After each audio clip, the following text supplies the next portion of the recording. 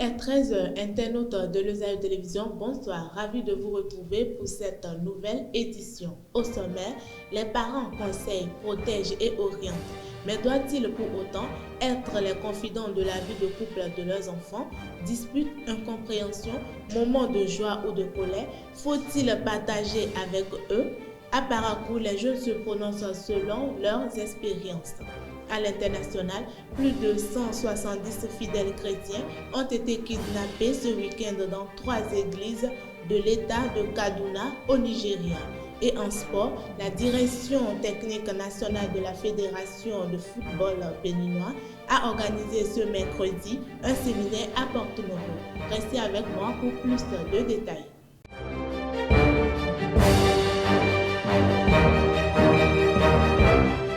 Bienvenue à tous. Dans une relation amoureuse, faut-il tout raconter à ses parents? Une partie de filles partagent chaque détail de leur vie de couple avec leur famille, que ce soit des disputes, joies ou secrets.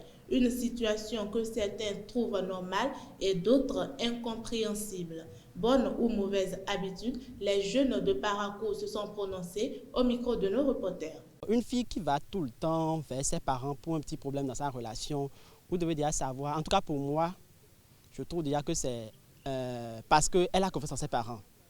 Durant toute son éducation, il y a eu ce qu'on appelle beaucoup plus la communication. Le fait de se concerter aux parents, je trouve que c'est tellement bien parce que les parents nous considèrent plus.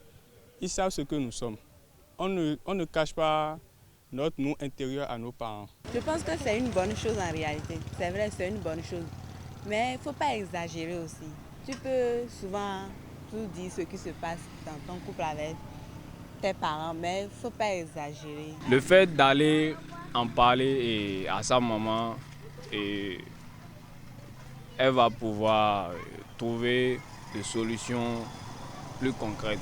Il y a des parents de nos jours, quand vous voyez les conseils qu'ils donnent à leurs enfants et tout, ça n'inspire pas confiance. Donc, il faut aller vers les parents, mais vers un parent respectable et respecté. Il y a des trucs qui sont là, il ne faut pas publier ça, il faut garder soi-même et gérer ça entre vous. On est en couple, c'est entre nous deux. On dit l'amour est partagé entre deux personnes. Et non, les parents ne sont pas concertés dans l'amour. Il ne faut pas à tout moment, moins de choses, courir, aller dans les bras de ta maman, peut-être parce que c'est au moment où nous sommes trop attachés. Aller dans les bras de ta maman et se mettre à pleurnicher. Ça, c'est pas... Parce que elle ne sera pas toujours là pour régler tes problèmes ou elle ne sera pas là toujours pour te soutenir. Donc, il faut savoir prendre ton mal en patience, régler tes problèmes dans ton couple et je crois que ça va aller. Il ne faut pas aller vers un parent inconscient qui ne pense qu'à sa poche ou à son ventre. Afin de renforcer la collaboration entre forces de sécurité et population, le commissariat d'arrondissement de Barénou a organisé ce mercredi 21 janvier 2026 une opération de salubrité. Policiers, habitants ont procédé au nettoyage des caniveaux le long de la RN6 ainsi que de plusieurs ruelles de l'arrondissement. Cette initiative vise à améliorer le cadre de vie et à prévenir des risques sanitaires. Très mobilisés, les habitants ont salué une action unanimement appréciée. L'Agence béninoise de gestion de la logistique des officiels, AGLO, a publié un communiqué relatif à l'organisation du Hajj 2026. Selon ce communiqué, en date du 20 janvier, la date limite pour les inscriptions et le paiement intégral des frais est fixée au 7 février 2026.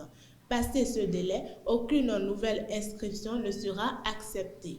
L'AGLO précise également que les passeports des pèlerins en règle devront être déposés par les sociétés agréées entre le 29 février et le 29 janvier autant pour moi et le 8 février 2026. Aucune prolongation ne sera accordée. Hors de nos frontières, plus de 170 fidèles chrétiens ont été enlevés ce week-end dans 3 églises isolées de la région de Kaduna au nord-ouest du Nigeria. La police nigériane a confirmé mardi 21 janvier dans la soirée qu'un incident s'était effectivement produit après une journée de démenti officiel. Ce nouvel enlèvement de masse ravive les tensions dans le pays alors que le président américain Donald Trump dénonce depuis plusieurs mois ce qu'il qualifie de massacre de chrétiens au Nigeria. L'affaire a également dégradé les relations entre responsables chrétiens et autorités nigérianes.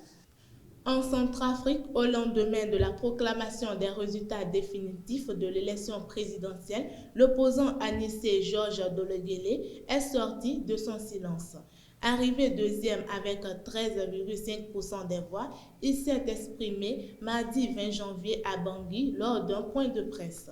Il accuse l'autorité nationale des élections et le Conseil constitutionnel d'avoir failli à leur mission, dénonçant un scrutin entaché d'irrégularités qu'il juge ni crédible ni transparent. Selon lui, le pouvoir en place aurait mis en œuvre des mécanismes visant à entraver le processus démocratique et à porter atteinte à l'état de droit.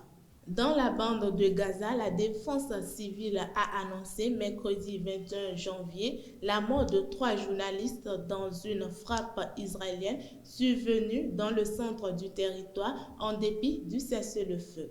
La frappe a ciblé le secteur d'Al-Zahra.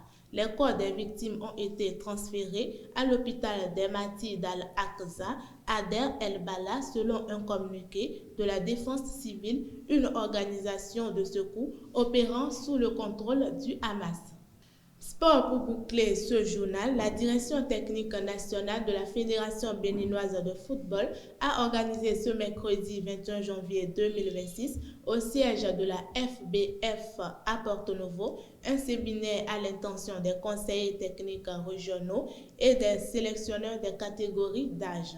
Placée sous le thème « Sortie de l'amateurisme », cette rencontre vise à renforcer les compétences techniques. À l'ouverture des travaux, le directeur technique national Adolphe Ogougnon a salué la forte mobilisation des participants. 30 ans après sa dernière apparition continentale, la sélection nationale de handball du Bénin a retrouvé l'élite africaine à Kigali, au Rwanda. À la fin de la confrontation, les Guépards se sont inclinés face à l'expérience des Lions de l'Atlas du Maroc, 52 à 28. Après cette défaite, la sélection nationale doit déjà se tourner autant pour moi, vers leur deuxième sortie, prévue ce jeudi 22 janvier 2026 face au Congo-Brazzaville. Enfin, à l'issue de la Coupe d'Afrique des Nations 2025 disputée au Maroc, la FIFA a publié son premier classement mondial de l'année 2026.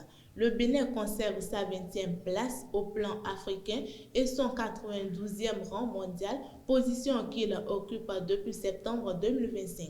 Malgré une équipe compétitive et un collectif solide lors de la CAN, cette performance autant pour moi, n'a pas entraîné de progression au classement. Pour rappel, le Bénin avait gagné 4 places en septembre 2025, passant de la 96e à la 92e place mondiale grâce à des résultats encourageants et à sa qualification pour la phase finale de la compétition. Chers amis, c'est tout pour ce 13h. Merci pour votre aimable attention et à la prochaine.